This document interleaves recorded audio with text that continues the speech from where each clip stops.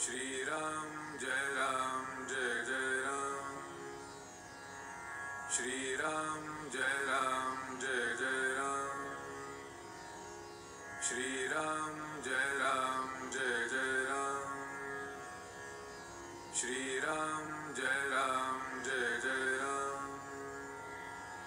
श्री राम जय जय राम। श्री राम जय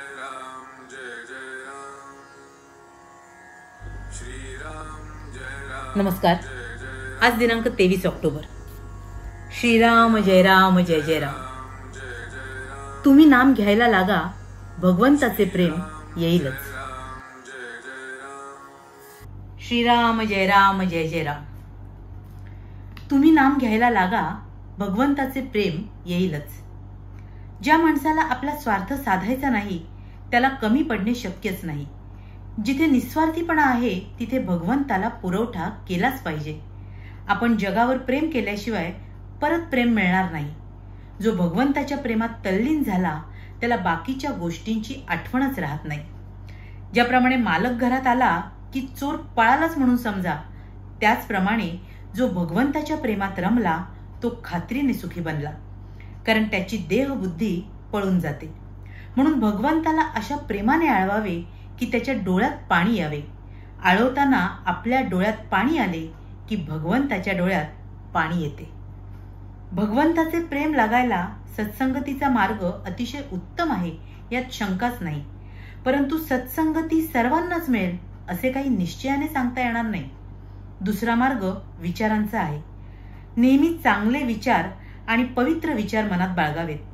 भगवंताने सर्वांवर कृपा करावी, त्याने सर्वांचे कल्याण करावे, त्याचे प्रेम सर्वांना यावे असे विचार नेहमी मनात ठेवून संतांच्या विचारांचे मनन करावे।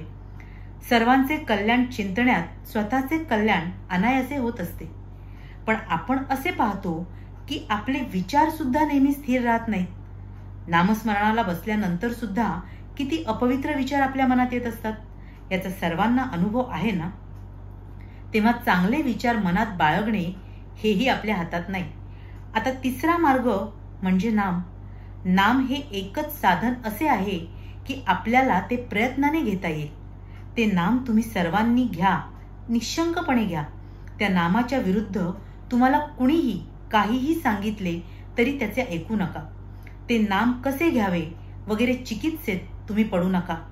तुम्ही नाम घ्यायला लागा, भगवंताचे प्रेम तुम्हाला आल्याशिवाय राहणार नाही।